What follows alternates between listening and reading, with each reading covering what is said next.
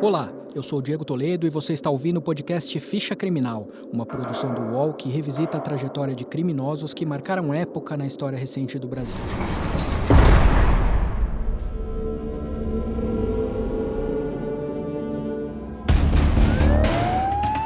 Foi condenado a mais de 100 anos de prisão na madrugada de hoje. Foi condenado a 20 anos e um mês de prisão e matou. A Corregedoria da Polícia Militar de São Paulo e a Polícia Civil abriram inquéritos para apurar a morte de feminicídio de um homem que matou a namorada a golpes de canivete.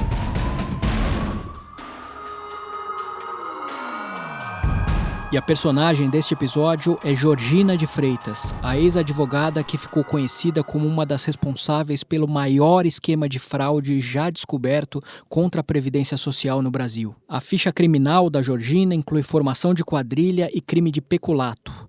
No início dos anos 90, ela foi condenada a 14 anos de prisão por ter participado do desvio milionário de dinheiro dos cofres públicos. A quadrilha atuava na Baixada Fluminense e era formada por advogados, procuradores do INSS, um contador e um juiz. Juntos, eles fraudaram dezenas de processos que provocaram um rombo na Previdência, estimado na época em cerca de 300 milhões de dólares. A Georgina era advogada especializada em acidentes de trabalho e percebeu que a burocracia e a lentidão nos processos de indenização abriam brechas para as fraudes. O jornalista e escritor Percival de Souza, que há 50 anos acompanha os casos policiais mais importantes do Brasil, observa que esse foi o trunfo da Georgina nos crimes que ela cometeu. E ela estava no centro de uma máquina, a Previdência, que ela dominava totalmente. Ela sabia todos os meandros, todos os caminhos, sabia melhor do que ninguém as vulnerabilidades, sabia como contornar esses obstáculos e, para o desvio de verba, desvio de dinheiro, usar de mecanismos legais refinados.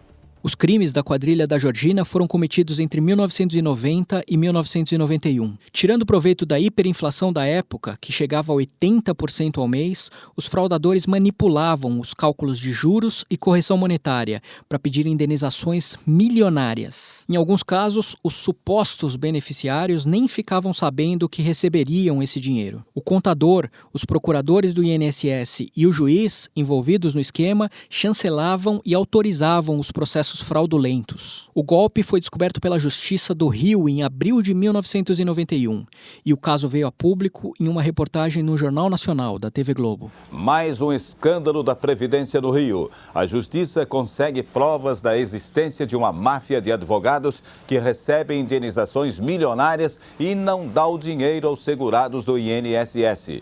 Duas testemunhas dos crimes contra a Previdência estão sendo protegidas pela polícia. Em um dos processos do esquema, a Georgina atuou como advogada de um trabalhador sem ter procuração para fazer a representação e desviou o dinheiro da indenização. Em outro caso, ela conseguiu que o INSS pagasse o equivalente a mais de 30 milhões de dólares ao funcionário de uma pedreira que sofreu um ataque cardíaco enquanto trabalhava em 1983. O detalhe é que o homem morreu 3 anos depois e a indenização só foi paga em 1991. Alegando desconhecer o paradeiro dos parentes dele, a Georgina ficou com todo o dinheiro. Com o avanço das investigações no Rio, ela tratou de deixar o país antes de ser presa. Em julho de 92, a Georgina e outros 17 acusados foram condenados pela justiça pelo esquema de fraudes. Este é um trecho da reportagem da TV Globo que noticiou o julgamento em 1992. O desembargador que chefiou toda a investigação sobre a fraude do INSS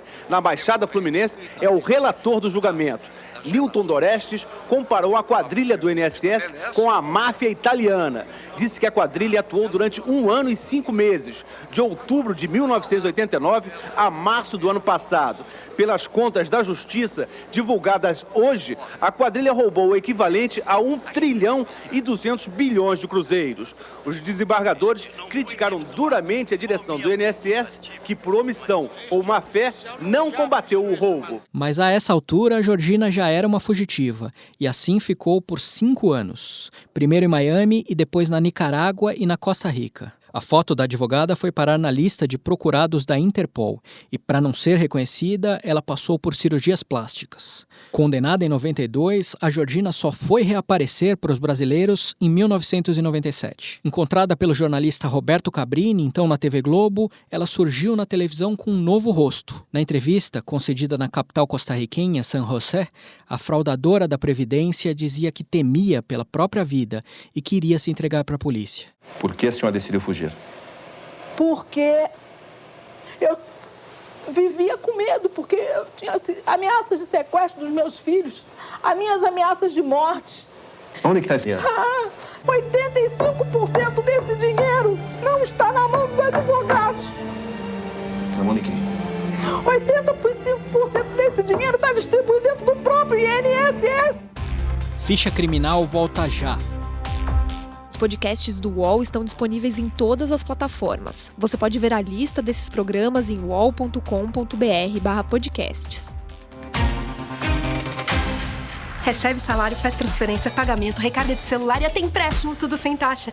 PagBank, a sua conta grátis do PagSeguro. Baixe já o app e abra sua conta em 3 minutos. Além de condenada à prisão, a Georgina teve todo o seu patrimônio confiscado pelas autoridades. A advogada tinha quase 60 imóveis ou terrenos espalhados por 9 cidades, incluindo um casarão histórico em Petrópolis, um apartamento de frente para o mar no Leblon e terrenos em Búzios. A justiça brasileira também conseguiu bloquear dezenas de milhões de dólares em contas no exterior, em nome de empresas de Georgina. Em novembro de 97, ela se entregou para a polícia na Costa Rica, onde ficaria até ser extraditada para o Brasil no ano seguinte. O Jornal Nacional da TV Globo noticiou assim a rendição de Georgina de Freitas. Para a polícia da Costa Rica, Georgina de Freitas se entregou porque estaria sofrendo ameaças de morte. A suspeita da polícia é de que a advogada estava sendo vítima de extorsão praticada por um grupo de mercenários da Nicarágua, contratados por ela mesma para fazer a sua segurança durante o tempo em que esteve escondida.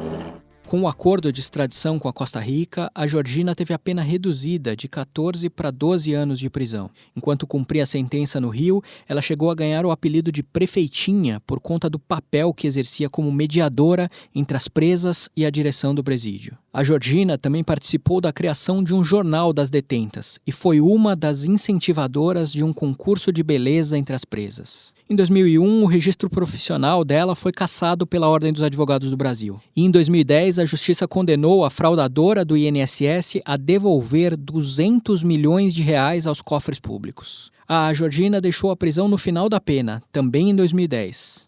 Em uma de suas últimas aparições públicas em um evento sobre direito penal no Rio em 2015, a ex-advogada protestou contra a maneira como a justiça conduziu o processo dela. Atualmente, a justiça brasileira julga com base no espetáculo, faz da opinião pública. É como se ela fosse um shopping. O cliente tem sempre razão.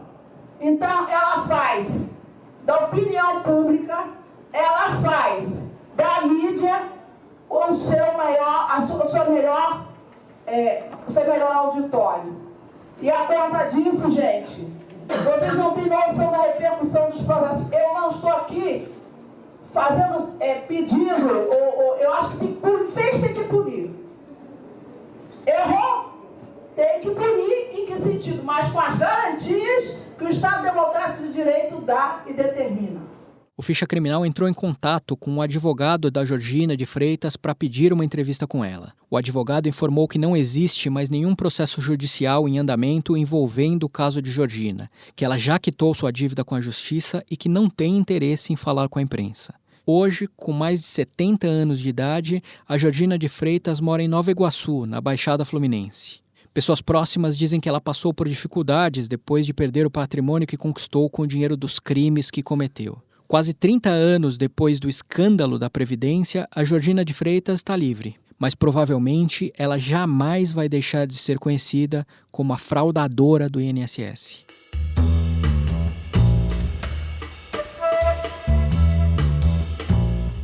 Este episódio de Ficha Criminal termina aqui. Você pode ouvir este e outros podcasts do UOL em noticias.uol.com.br/podcasts. Ficha Criminal tem reportagem e locução de Diego Toledo, edição de áudio de Amer Menegassi e coordenação de Juliana Carpanês. Até a próxima!